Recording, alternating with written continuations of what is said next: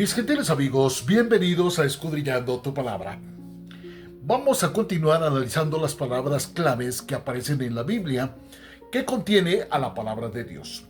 Y en esta ocasión vamos a revisar realmente a qué se refiere la palabra de Dios cuando utiliza la palabra paganos.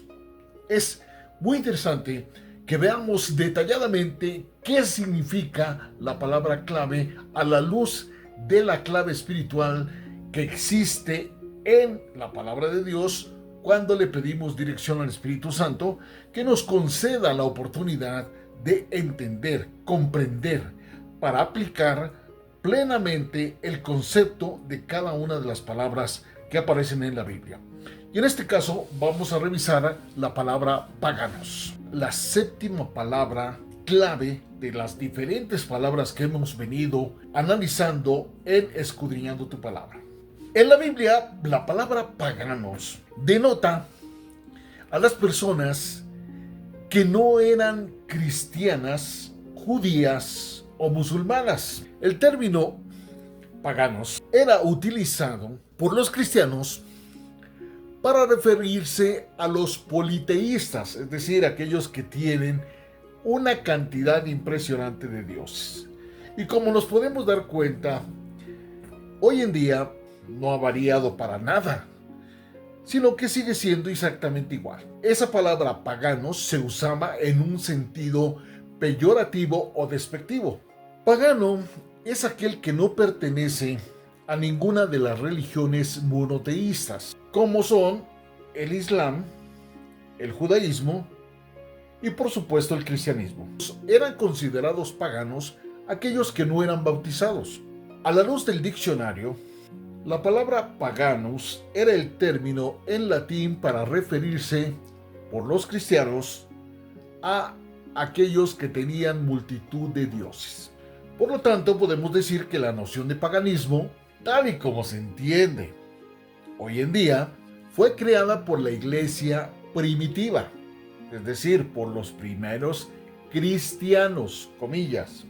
Por lo tanto, después del cristianismo, el paganismo fue considerado como una ideología que debería ser eliminada. Y por lo tanto, sus practicantes se denominaban herejes. Y vamos a revisar a la luz de la palabra de Dios diferentes textos bíblicos. Y nos vamos a ir a 1 Samuel 17:26 para que veamos el texto y el contexto de este pasaje.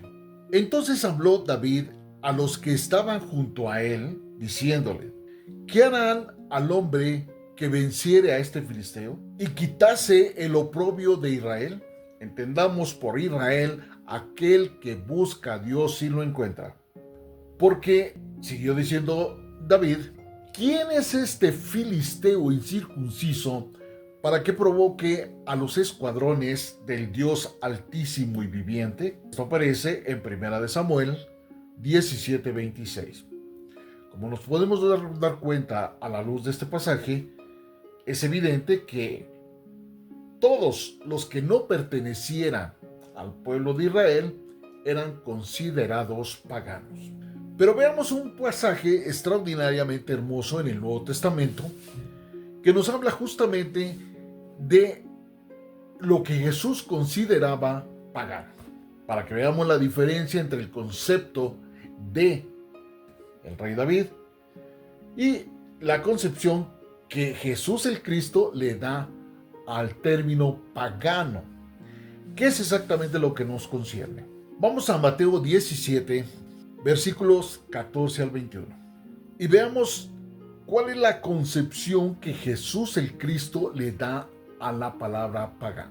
Cuando llegaron al gentío, vino a Jesús el Cristo un hombre que se arrodilló delante de él, diciendo: Señor, ten misericordia de mi hijo, que es lunático y padece muchísimo, porque muchas veces cae en el fuego y muchas veces cae en el agua.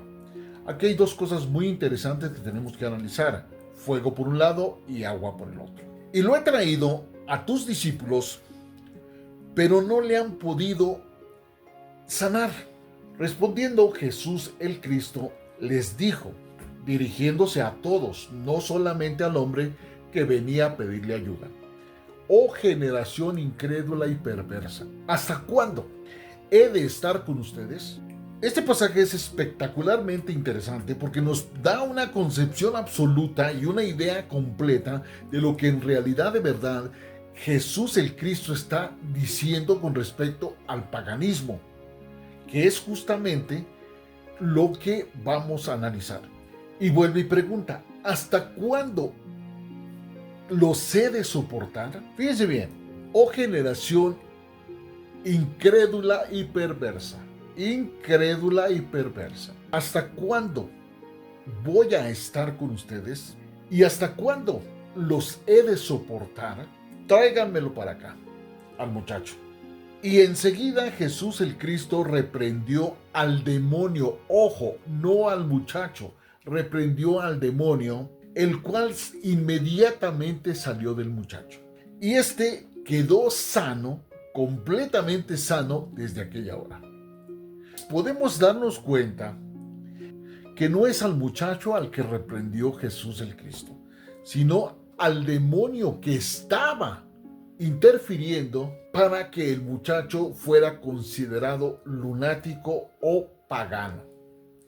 Entonces dice a continuación que viniendo enseguida los discípulos a Jesús el Cristo, lo llevaron a un lugar aparte y le dijeron, ¿por qué nosotros no pudimos echarlo fuera? Teniendo en cuenta una cosa, que los discípulos y los apóstoles que estaban con Jesús y que intentaron ayudar al muchacho y que no pudieron, no tenían ni idea en el muchacho había un demonio.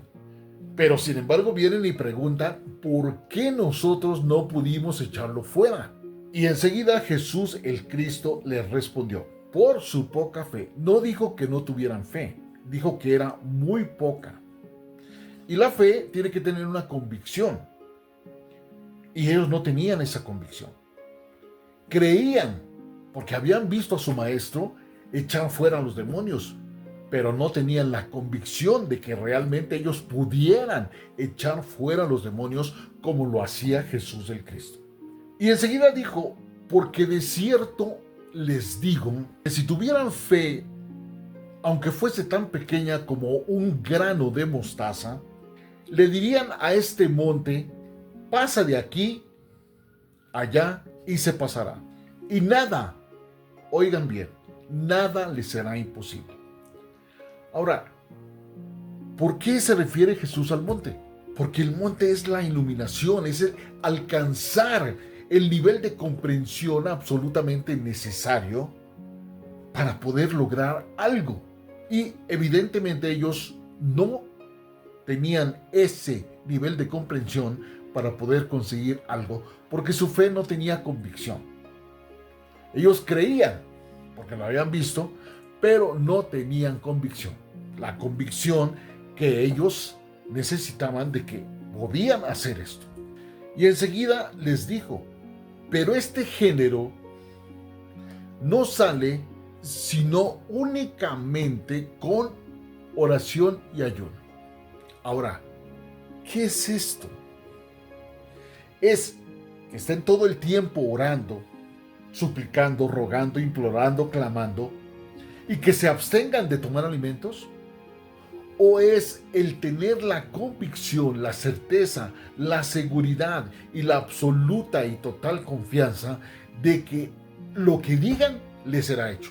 Y el ayuno no estaba refiriéndose al privarse de alimentos, sino al privarse de pensamientos, sentimientos, ideas completamente negativas.